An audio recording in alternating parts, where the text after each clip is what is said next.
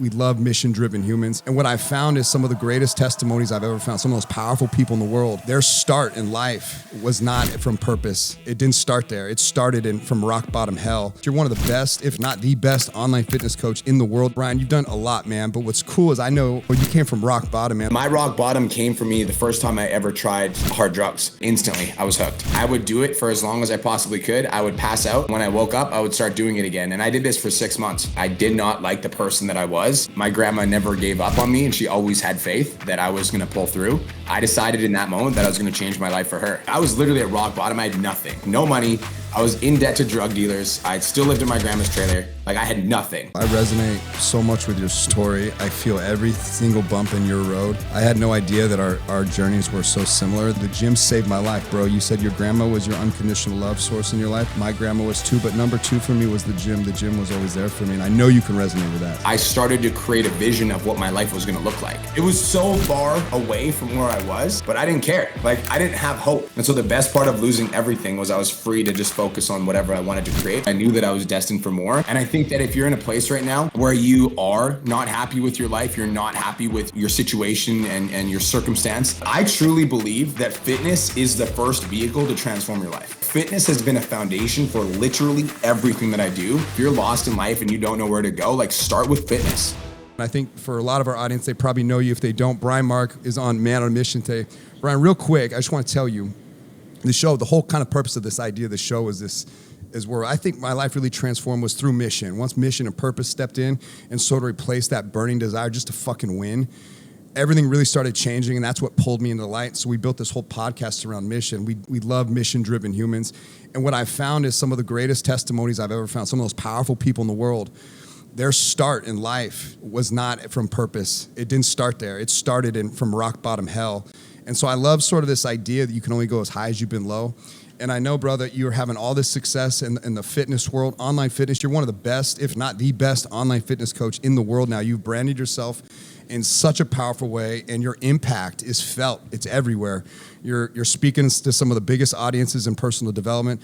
Brian, you've done a lot, man. But what's cool is I know from your story of what I know, you came from rock bottom, man. So if you don't mind sort of letting our audience know maybe from that start, because all we see is like the value, the glitz, the glamour, but where was rock bottom for you? And if you don't mind starting there. Yeah, bro. So first of all, thanks for the intro. I appreciate it. I've obviously been following you for a long time as well. And I knew you because you're the guy that always smiles on social media. So if you guys don't follow Eric Rocco, go follow him on social media. If you guys want to fucking smile, go follow Eric. So genuine and so real. And then I met you in person and it was that same feeling. So that was really cool. Yeah, bro. So growing up, I had no idea what I wanted to do with my life. I was kind of lost, I guess you could say. In high school, I had dreams of being a pro football player. And then I found out, in Canada, pro football players make absolutely no money at all. So I realized that was not a career path for me. So around 19, 20, 21, I didn't really know what I wanted to do with my life. And so I decided to get a job that I knew that I could take anywhere. And for me at the time, that was bartending. So I was like, if I get a bartending, if I learn how to bartend in Canada, then I travel to Spain, I can bartend in Spain. If I travel to Germany, I can bartend in Germany. Like, I just wanted to travel and I wanted to have a job where I could travel.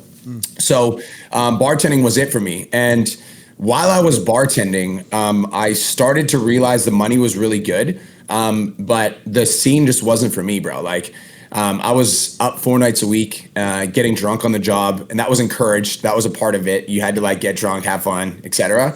And that was all good. At the time, I was still really passionate about fitness. So I was still working out 5 days a week. Even though I wasn't training for football anymore, I still loved the gym.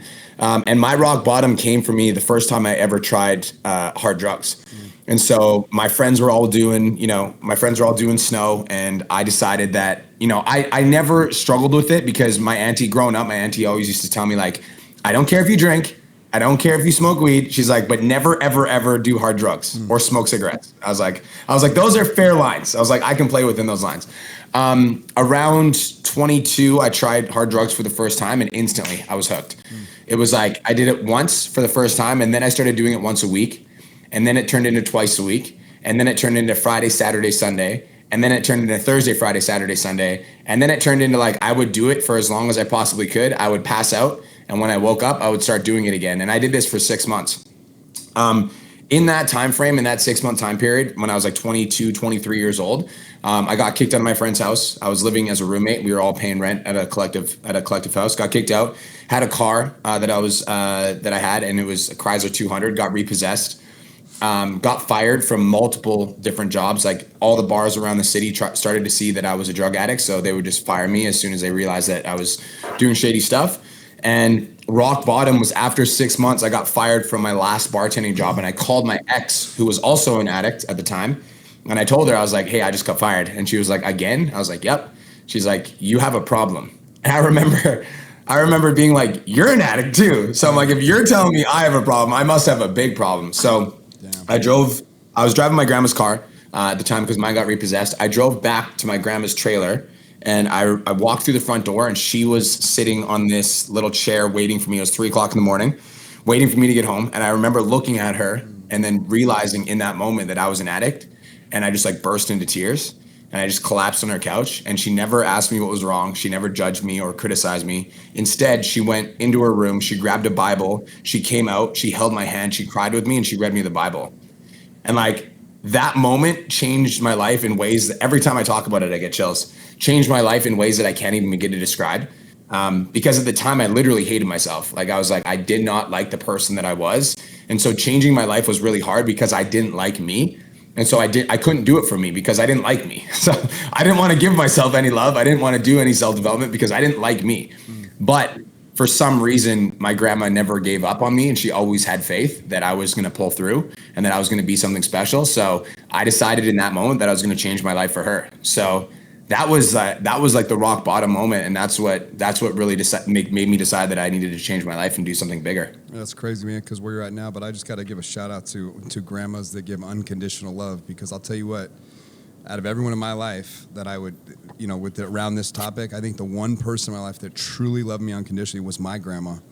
And she too, in my story, had such a powerful effect on me. When I lost my grandma, it was one of the hardest losses I've ever been through. And even that loss, it sent me derailing down the pathway of what the point of life is. Death just started fucking with my head. It messed with me, but it was that unconditional love, man. There's something really powerful about it. Great lesson there, man. So here you are. You're at rock bottom. Where does this thing start to turn around? So I knew that I knew I couldn't go back to the bar. So I woke up the next day. I knew that I couldn't go back to the bar scene because I was an addict. So I literally knew that if I was actually going to get clean, that I had to remove myself from my environments.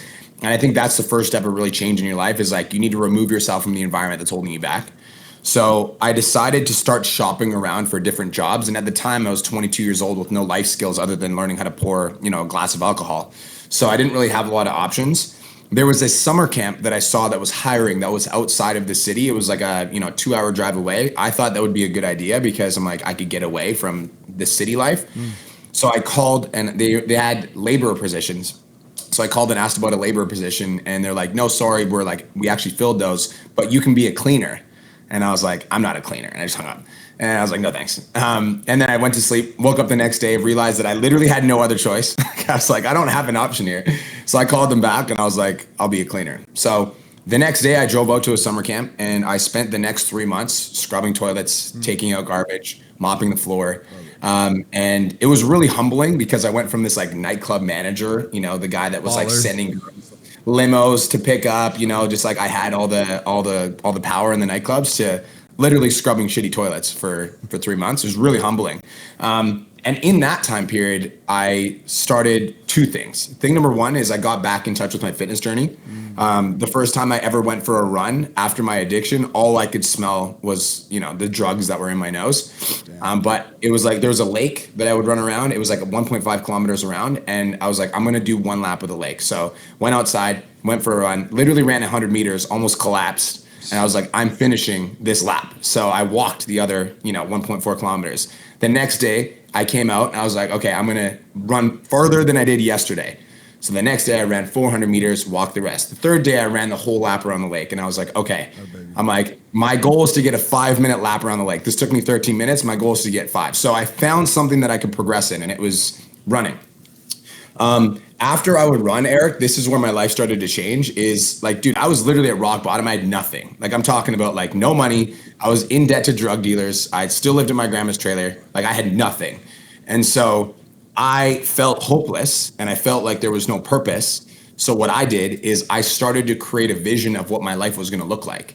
And so every day after I was done my run, I never missed for the entire summer. It was 6 days a week. I never missed. I sat down for 30 minutes. I would listen to a song. I would pull up my Microsoft Word on my computer and I worked on what I called was my vision.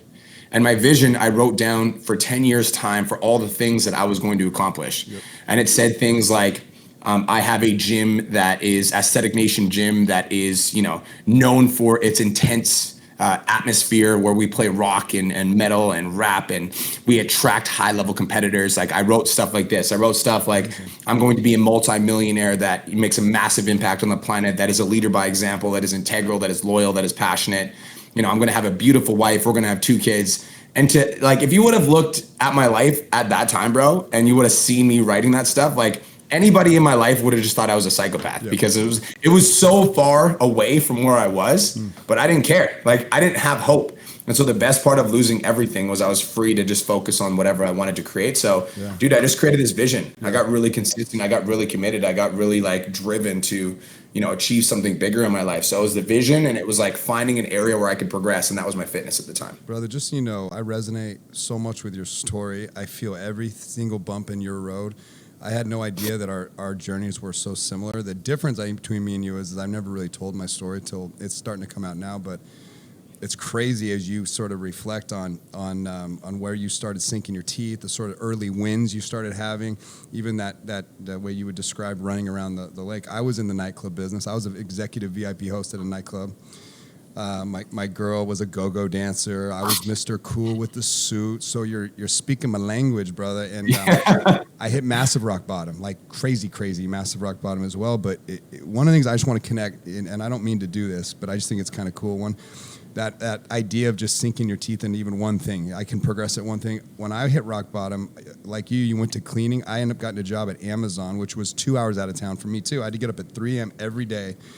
And my rock bottom came out of facing 25 years to life in prison. So it was kind of a different rock bottom in that I was still a drug addict. I was fucked up, but I got shaken so bad. I was so scared that somehow I just got out of my environment. You're right, that was the first key, but I got a job as a picker at Amazon.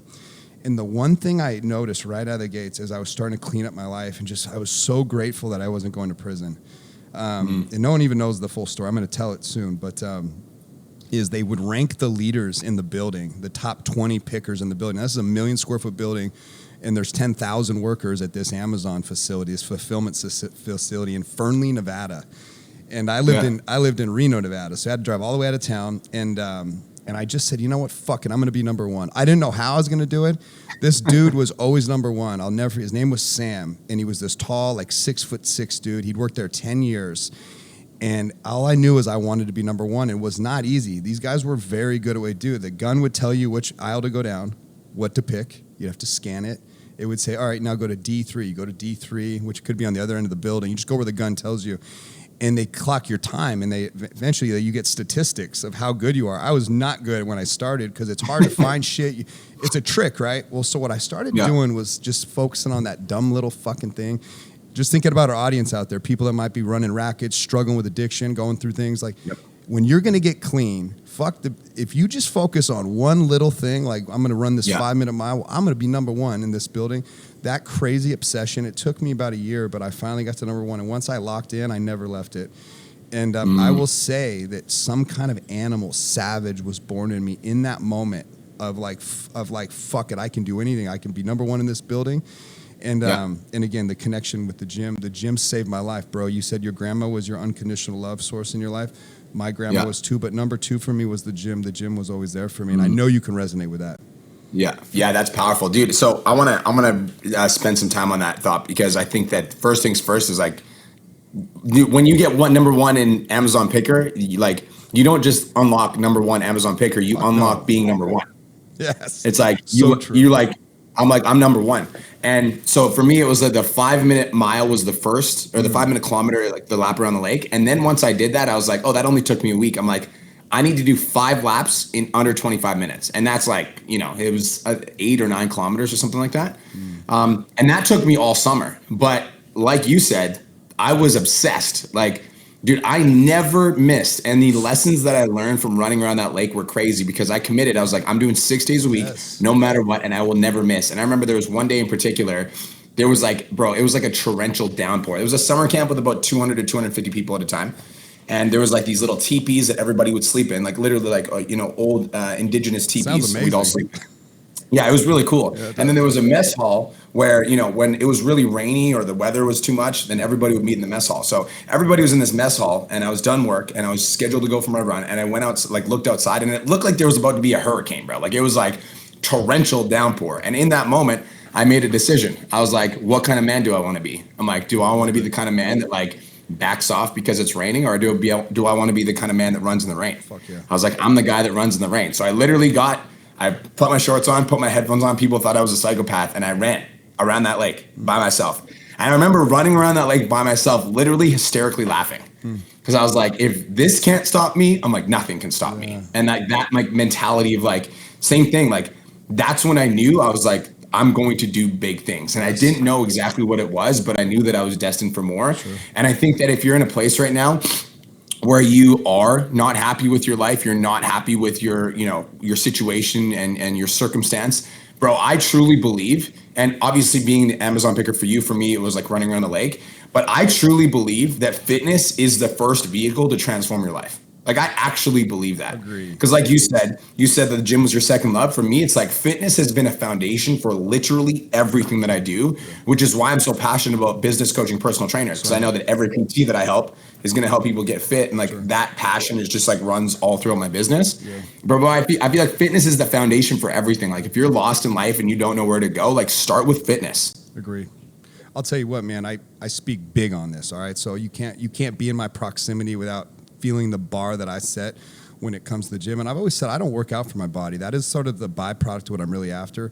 I'll tell you, Brian, I don't know if you can resonate with this, and I think a lot of people might, but they've never had this framework to think about. I work out every day. The reason I'm a 7-day-a-weeker, like I don't miss days. Why the fuck would I miss a day? It's easy on a Sunday to give me 1 hour for myself, right? Oh, you need rest? Hold up. I can't afford to rest. I need courage every day. And what the endorphins do for me is they create a little window of courage. And that little window of courage is when I make bold decisions, when I have scary actions. It's when the big dream that's out there, the vision that you created, I'm more likely to create an action around it when I'm walking out of the gym and I'm pumped the fuck up. When blood's coursing through my veins and all that oxygen's carried to all the different places on my orifices and the tips of my brain, like I start seeing sort of a vision of myself that actually can get into a state of action way better than I will if I miss that gym. And what I did is I learned I had to get addicted to that. I'm going to ask you a question here. I've asked some of the most powerful people in the world this question. Some of my favorite humans I've asked this question. It's a redundant question that I love to ask, but can you be truly successful at the highest levels if you are not obsessed? Is obsession a prerequisite for winning at the highest levels? Dude, 100,000% yes. I've never heard a no, by the way. Never once. Like 100% yes. Somebody just walked into my office. So I've got, I just set up my new office in my house. I'm pretty stoked about it. And my guy, Brian, that helped me set up the office, he's like, how have you been feeling recently? And I'm like, overwhelmed. He was like, oh, are you okay? I was like, yep. He's like, well, what do you mean? He's like, what do you do when you're overwhelmed? I was like, I keep going. He's like, what do you mean? I was like, bro, I asked for this. Like, I wanted to be rich, successful, wealthy with a massive business. I'm like, I asked for this. I'm like, I'm not going to be upset that I'm overwhelmed. I literally, like, I'm manifesting this. Like I said, I wanted to be bigger than Gary Vaynerchuk. That's going to be a painful expansion. Like that's not going to be it's not going to be an easy process. The reason that there's not a lot of people that have ever done it is because there's not a lot of people that are willing to walk through the door. Sure. Bro, I think obsession is like an absolute key ingredient for success. Yeah. It's key ingredient. And like, this is the thing about obsession, right? And I truly think you do need this to be successful. The thing about obsession is that you are going to be misunderstood by pretty much everybody in your life, including your significant other, your best friend, people that you like really respect their opinion. You will be misunderstood by everybody. And again, I'm super lucky that like my wife loves me unconditionally. And like, Bro, but I'm gonna just be 100% with you. Like, I've had conversations with Kirsten, and I literally said to her one time, I was like, if you make me choose between my business or you, it will be my business. So never make me make that choice. And like that level of like, I'm so committed to my vision. I'm so committed to my success. I will do whatever it takes to succeed, because I'm like, the business is what pays the bills. Yeah. The business is what takes us on these first class vacations. The business is what's giving us this life. So like, I will never stop. Sure. And I think that undying commitment to my purpose is what like bursts through obstacles. Like the universe just doesn't want to mess with me, because I'm like, I'm going to burst through whatever obstacle you throw at me. So like, keep coming, because like, I'm prepared for the challenge. So like, dude, I think that like you absolutely need to be obsessed. And another reason you need to be obsessed is like, there's so many other people. And like, I think that a lot of people have this mindset where they're like, everybody's collaboration. It's not competition. And like, I agree, but like, I want to be the very best. And there's only one Super Bowl champion. There's only one person that walks home with the Stanley Cup. I want to be that guy. And so if I know that there's other business coaches in my industry that are going after the clients that I want to serve, like I want to be the only option. So I want to figure out what all of them are doing. And then I want to 5 to 10x their output, so that there's not a single chance that they could ever come close to catching me. And like the only way you do that is obsession. Like you need to be obsessed. Yeah, I can feel the savage energy that comes out of you. I love contagious people like you. I feel like I have that juice that flows inside me too. What's cool to know is it all started at rock bottom. And I do think there's a connection from that sort of the addictive personality, that thread. If it's a chemical imbalance, if it's ADD, if it's fucking OCD, whatever DD, if you can learn how to channel any of this shit into something that you love and care about, and then you just think long term, like till death do us part is how I think about any decision I'm going to make. If it's not that important, it can't be a death do us part thing, I won't probably do it. And I just kind of one of these approaches, but you tapped into something that's rarely talked about, and it's this idea of like, I'll be honest, like my purpose, even before the purpose part or the mission part, it gave my life meaning. Like just being in love with something, because I was such a piece of shit. And I think that fear is a great topic to sort of slip in here. I don't know, man, if you can attest to this one too. Is like for so many years when I was winning, and again, I wasn't, I'll be honest, I wasn't at peace, but I was in this state where I was running so hard from something. I didn't know what I was running from, but I was running, and I'm fucking running. And every time I turn back, it's like a reoccurring nightmare. I can't get away from this thing. It's this big black shadow, and it's haunting me, and I can't get away, and I keep running. And at the same time, as I started really winning and covering ground through action, now I'm starting to see something, and I want it bad, and I'm starting to chase something. So, and I can't quite reach it. Try to get close, can't quite reach it. And this nightmare of like, it's almost like my fears driving me, and these visions and ambitions pulling me, they left me covering a lot of ground, bold actions, a lot of risk tolerance that I had as a human. It taught me a lot. I have a lot of gifts to give in that world. Now, what I would say is it doesn't get you to the finish line that we all want in life, which is where peace and happiness and fulfillment come. But there's a lot of lessons in that. And I think sort of that obsessive nature that is birthed sort of in just, I'm going to become somebody. And this is the vehicle that I'm going to do it. And I'm going to sink all my teeth. This was the only thing that gave my life meaning for many years, far beyond love and all the things that are fun to talk about. The truth is like, I was so afraid of who I used to be that I had to be in a constant state of action just to prove that I wasn't that dude anymore.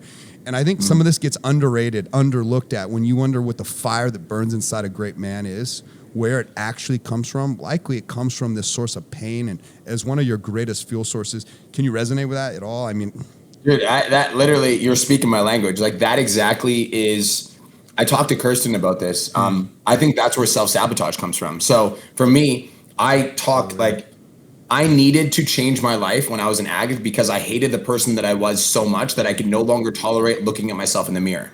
And so the only option was to succeed.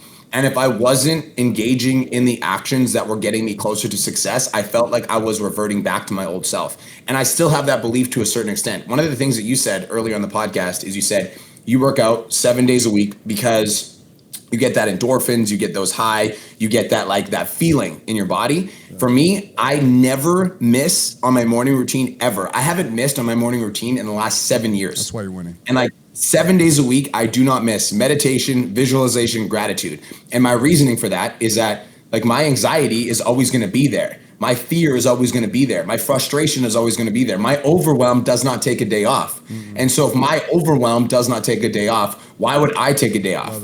Like if my subconscious beliefs and patterns and thoughts are going to creep in and tell me that I'm not good enough, talented enough, worthy enough every day, then why would I not work on my own mind every single day and say the opposite? So, bro, I believe that to like that. So I think that in life, you're either moving away from something or towards something. Sure. And I think both are powerful driving factors. They're valuable. Right? Both are powerful driving factors. And I think that a lot of people get this idea in their head that they cannot, like, they don't know what they want. And so they can't take any action. Totally. And I believe that to be 100% false, because even if you don't know what you want, even if you have no idea what you want, all of us know what we don't want. Yeah, that's a good point. All of us know what we don't want. So if you're in a toxic relationship with a partner that treats you like garbage, Yep. like, you know for a fact you don't want that. You don't know what you want, but you know for a fact what you don't want. You don't want that. And so the first step is to remove yourself from that situation. Yep. That's step number one. But it's like, that's a powerful driving force, is like what we don't want, and then also what we do want. I try to operate from the place of I'm working towards my vision, but I'll be honest, bro, I will scare myself straight. And so the way that I do that is I know where I'm going. I'm like, this is the destination, this is the target that I'd like to reach. Mm-hmm. And then when I'm off kilter from that target, I imagine literal worst case scenarios. So I'm like posting on social media 3 times a day, every day, and I don't miss. And if I'm thinking about missing, I think to myself, what would it be like if I walked up to my wife and told her that I couldn't afford the mortgage anymore? Like, what would it be like if I had to call my grandma and tell her that I couldn't pay her bills anymore because I just gave up on life and I wasn't willing to push myself and go all in? So good. So like, I imagine the place that I want to go, and I try to have that as a driving force. And then when fear and frustration and overwhelm kicks in, I have those conversations with myself. Listen, and then there's just no other option. For the audience, they're hearing this. This is a masterful setup here. Many people hear this before. The quality of your life depends on the quality of the questions that are asked of you and around you, or that you ask of yourself, right? We've heard this. You just set up the prime. I have to just stop for a minute and really hone in on this. This is exactly what that means. Meaning, the action is scary. Yeah. Discipline, it's hard. Yeah. Pressure. Oh, yeah. All the things that sort of are going to be a prerequisite for you getting to the next version of yourself, or getting that win, or putting money in the bank, for quite frankly. When you consider why people don't do the things that they know they need to do, it's not information that they're lacking. So what is it? They're probably not asking the right question, because when you ask the right question, it should propel you in a state of action. I'll give you another one that I use a lot, is death itself. Like, I'm going to fucking die. What it does for me is it takes the fear of the action right off the fucking table. And it puts me into this cannibalistic state of I'm just going to eat through the problem. And again, like, it's enough fear here that drives me into the scary action there. Again, I put a bigger fear than the fear of the action itself. Essentially, that's what you're doing. You're putting a really big, scary dragon in the room with you. And that little scary dragon that people squabble with all the time, you kick it right the fuck over. Yeah. And there's power in this. Yeah. Dude, but thank you for that. How many people don't take action because they don't consider the alternative? Yeah, that's true. But it's like, if you're listening to this podcast right now and you're not taking any action, you are choosing not to take any action. Right. That by itself is a choice. So you are choosing the path you're going down. Do you think most of humanity does not take action ultimately? I mean, if you look at statistics, if you look at the numbers, if you look at dream achievement in general in America, let's just stick in America, 330 million Americans. Well, how many of them are financially free? Well, at the age of 65, we know at retirement age, only 2% of Americans that are surveyed say that they're financially secure at the age of 65. So just based on that one simple, odd little statistic, I would argue that most people are not. Say more. But so let me ask you a question though. Do you believe that everybody has the potential to be able to be? Absolutely. So do I. I believe every single person on the planet has the potential to achieve every single thing that they've ever wanted. Agreed. I believe every single person listening to this podcast could be financially free, could be wealthy, could be successful, could be rich, whatever it is that they're after. But I think that the reason that we don't take any action is because we don't consider what happens if we just keep going. Exactly. But bro, like, I don't know about you. I'm 32, turning 33 this year. And I don't use death as an exaggeration. Like, I've never gone that far. So it's cool that you use that and you get motivated by it. Sure. But I do use age. And I'm like, bro, I'm 33. I'm 1/3 of my life done. Like, if I live to 100 years old, 1/3 of my life is over. Yeah, it's going to go quick. Like, I'm not gonna waste another day. Like, I'm not gonna waste another moment. I'm not gonna have a day where I look at myself in the mirror and I'm not proud of myself. I'm not gonna do that. Yeah. I will do whatever it takes. Yeah. And I think that when you develop that mentality of like, I will do whatever it takes to be the very best version of myself. Like, bro, I want to go to bed proud of self every day, every single day. And if I'm not going to bed proud of self, something needs to change. I need to make a different decision. I need to get in a different room. I need to get out of this relationship. I need to get around the right people. I need to ask for more support. I need to ask for guidance. I need to do something different. Yeah. I'll be Dude, honest, complacency man. is the devil, bro. Complacency is the devil. And I think that the reason that only 2% of people ever achieve that financial freedom, that financial wealth, is because they allow complacency to slip in and they never do anything about it. Sure. Yeah, and I think these people, they breed and they all hang around each other. And one of the things that I realize so often is, you said it early in your journey, where the magic happened was the first decision you actually made before gym popped up as sort of this primary objective and running the 5-minute lake mile or whatever. The primary objective was just to get away from the environment that was toxic, that was feeding you all the negative thoughts, that was contributing to your downfall. That's really important. Like, you get around the right people, it's amazing how you can contagiously absorb their energy through osmosis, their self-belief through osmosis, their courage through osmosis. And there's levels to this. At every level of human, the conversation, it does change, the energy changes, and the amount of courage, I think, and boldness changes. At some point, at every level, people are settling. So it's really cool to sort of get, these iconic humans in life that are serving at the highest levels. Those are ones that have actually really opened my mind up to the broader aspect of mission, really trying to connect to, well, what does my life actually mean in the end? And I never done that before. I was just so determined to win. That was for that sake alone. It was only when I won a lot, I created a dream life. I had everything, bro. I had everything. I tasted it all. I had the most powerful setup a human can have to sort of just glide for the rest of my life. And it was through decades of hard work. I'm 40 years old, just killed myself. Day in and day out, 7 days a week for a long fucking time, when there was no social media, there was no people around to applaud me, just building a real business, brick and mortar, real estate, the whole thing. And then I get to this place where I realize, like, I'm still not at peace. I'm not happy. Like, the final chapter, bro, is got to be fulfillment and peace. And I think that only really comes through knowing that you're impacting the world and you're leaving this great mark. And one of the things I've realized this year specifically is I've forced myself to confront my biggest dragon, which is what people think, I suppose, because why am I so afraid of a stage? I am so deathly afraid of standing on a stage, Brian. And now that's essentially what I'm forcing myself to do. Yeah, I've done it 100 times now. I wouldn't have guessed that. I wouldn't have guessed that. Yeah, I am, bro. It feels like I'm going to get stoned to death by the audience. I literally get the physical fear that overcomes my body when I'm on stage. And again, I know everyone doesn't resonate in this space, but I found a lot of people actually do. Even Ed Milet, I talked a lot with him about this. And he gave me a lot of the psychology of humanity, of why we're so afraid to present ourselves as like a moral authority or a leader in the marketplace.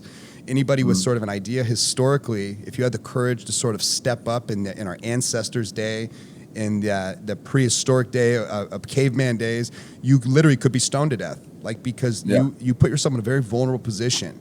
And usually if someone did maintain some power in the early days, once they had it, they kept it in their lineage and they never gave it away, so they wouldn't instill fear of God for you to step up. Look at Jesus Christ.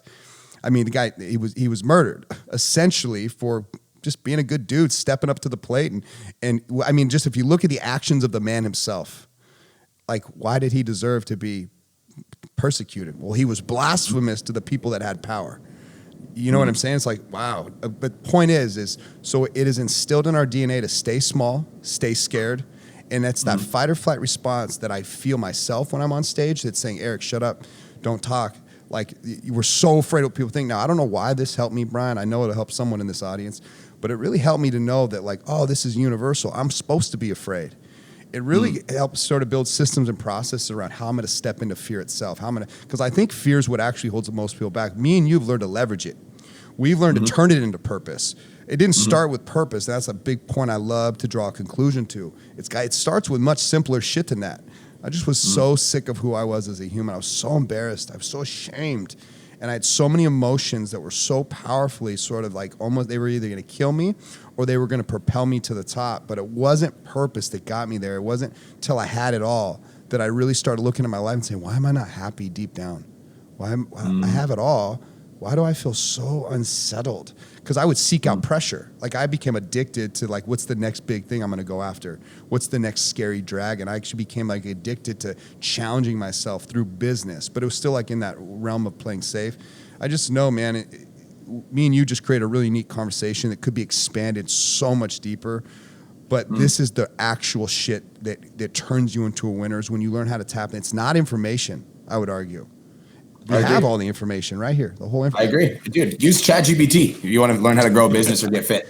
I'm serious. It's so true, bro. Real quick, because I know we got a hard stop here coming. One sec. Can I touch on something for a second? Please, absolutely. So this idea of fear, right? Let's talk about how most people stay in the exact same place for their entire lives. Like if I look at most of the people that are in my life, that are my family, even my family, I love them to death. Sure. But a lot of my family, I go back 5 years later, they still live in the same place. They're working the same job. Totally. That's 95% of people, right? And 95% of people accept that as normal. And I'm just here to say that is not normal, okay? That is not a normal way to live your life. I do not subscribe to that way of life. That is not how I want to be remembered. I do not want my kids to look at my life and be like, okay, cool. So I should just go to school, get a job, find a job that I'm unsatisfied with, and that's how I live my life. That's not for fucking me. So if there's a lot of people that are listening to this right now, though, and I want to talk to you. If you're listening to this right now and you're in a place where you do not like your life, you do not like where you're currently at, you do not like your financial situation, you do not like your body, you feel like you need to make a change, but there's fear associated with it, right? And I agree with you, Eric. I think fear is the reason that people don't take any action, is because they're like, oh, I don't want to take any action because what if I do and I get stoned to death? Or what if I do and nobody likes me? Or what if I do and I fall off track? Most people use fear as a signpost to turn back. Most people use fear as a signpost to turn back. I and successful people use fear as a signpost to speed forward, to lean in.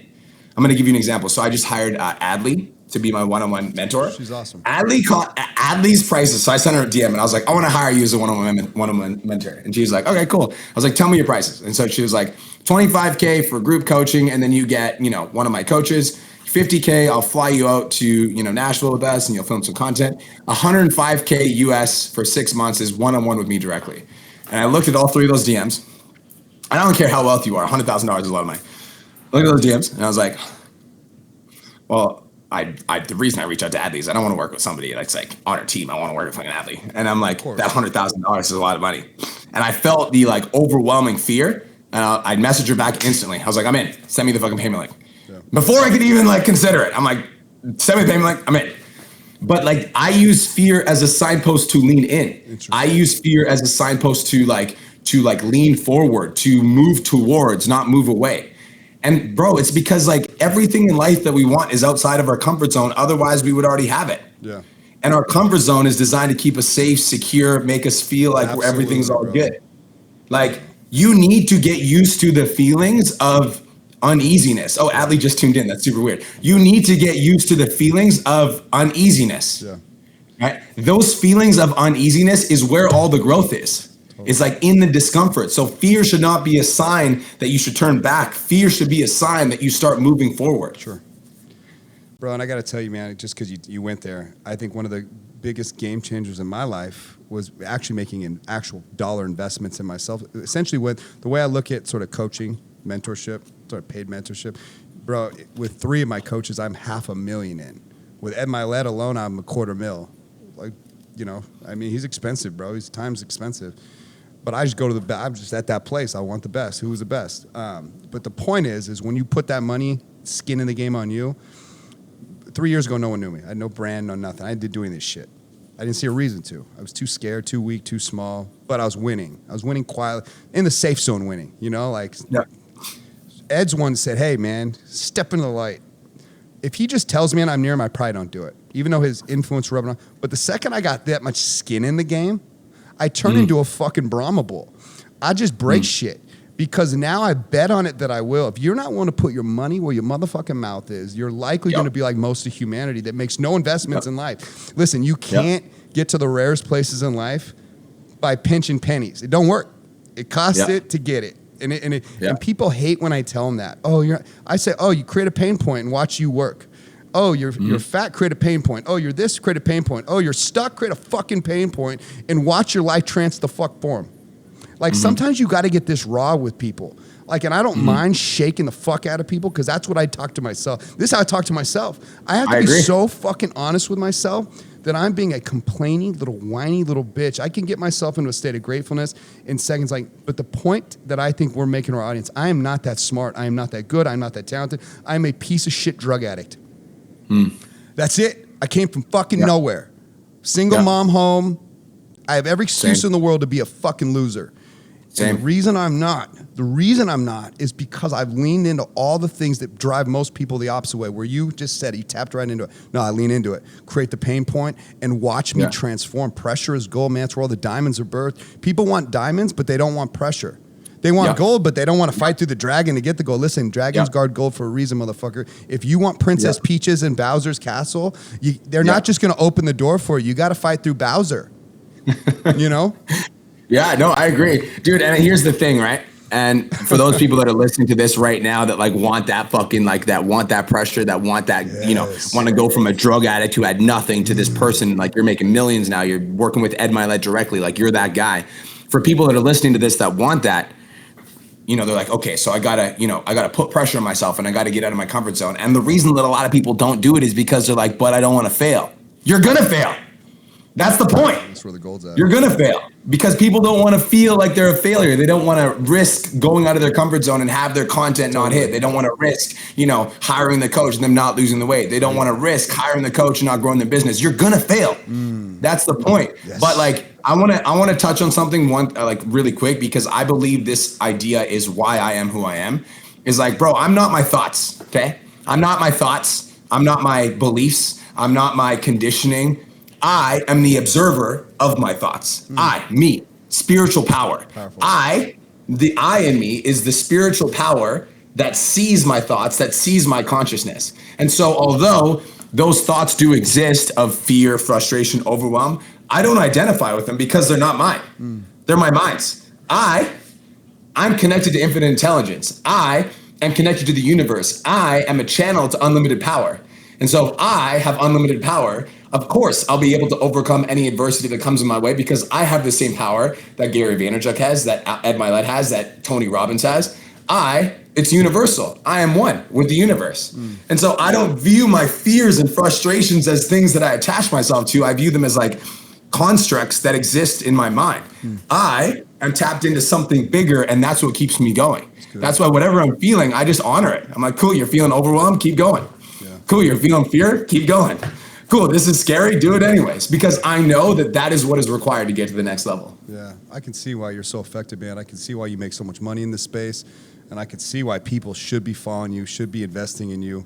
You're a rare one, brother. I'm really grateful, man. I wish I had a whole nother hour with you. I know you told me you got a hard stop here at the hour, so. But damn, man, this conversation, it's funny. I want to take it one more place, but if I do, it'll open up a can of worms. So do it. We got to do it. We got to do it 2.0. Well, let me just say this, out of respect for the time. I love some of these really profound questions. Like, everyone's looking for the secret to life, and I think it's funny. No matter, I've asked this question in many places in the world too. What is the secret to life? I've asked billionaires that question that are friends of mine. I've had some of the funniest answers like to that question, or what's the secret to success? You know, it's sort of that general question. I'll tell you, one billionaire told me, it was just so genius because it was so simple. What's the secret to success? He said, buy low and sell high. That's a billionaire for you. That's a one fucking liner. And if you think at the end of the day, that's it, really. I mean, at the end of the day, when it all boils down to the very end, where real wealth's created, it's in the investment itself. So I think I took the word investment and I applied it to all areas of life. If you're not willing to make an investment, all you do is talk, nothing's going to happen for you. And that's, I think the 98% of people we talk about today, they don't make investments. They just talk and they waste money on bullshit. So again, with the spirit of that question in mind, what's the secret to life from Brian Mark's perspective? Nobody's ever asked me that. So I need to sit with that for a second. There's no wrong answer, bro. Anything you say is going to be gold, but it is funny to think about, like, what effectively are you going to tell the person that thinks that if they hear this, this will be the thing that they need to get to that next level? I put so much thought into some of this because most of the people in the world, they're looking for what I just asked you.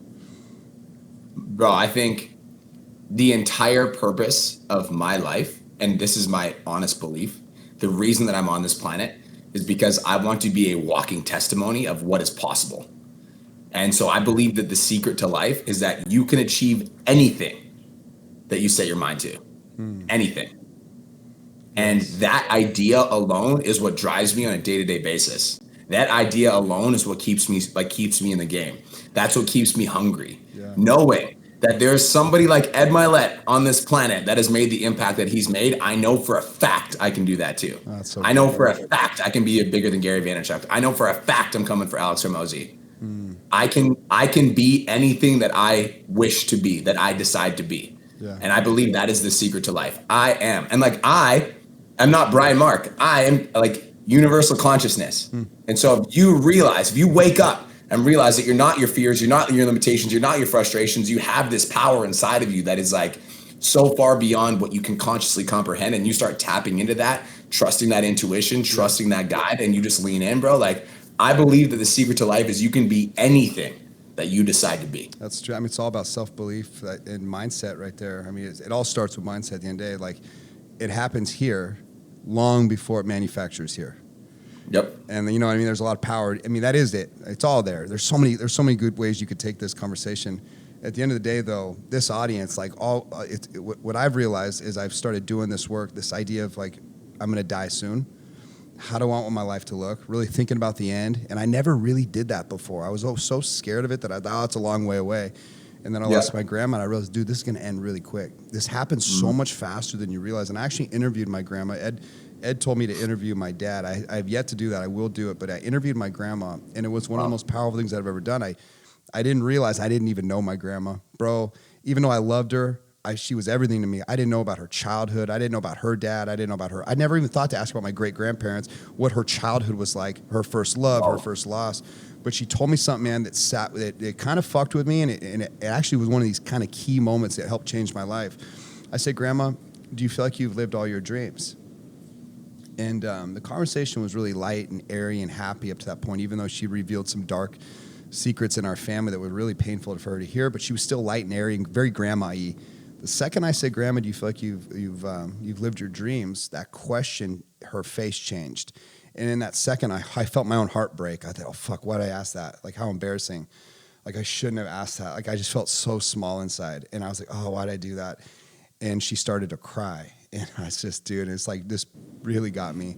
Next thing you know, I'm holding her in my arms. And what was interesting is this is an 82-year-old woman at her grandson's lake house on this beautiful lake. You know, this little prick asked her, have you lived your dreams, Grandma? You know, she was a 15-year-old. Her parents were immigrants from Italy, living in Brooklyn on the streets, basically, with the big family and like one bedroom. This is the setup, and here I am. She never really did a lot with her life, obviously. But she says, Eric, I could have been somebody. I really could have been someone. And what she did is she took me right to her 11-year-old little girl self. She told me this horrific story of how her dad used to burn cigarettes out on her. He was a mean alcoholic. He was very abusive. And he squashed her dream of being a dancer. She wanted to be a dancer, and she thought she had the talent to go to Juilliard. She could have been an actress. And here she is at 82 years old when her grandson says, have you lived your dreams, Grandma? Any of them?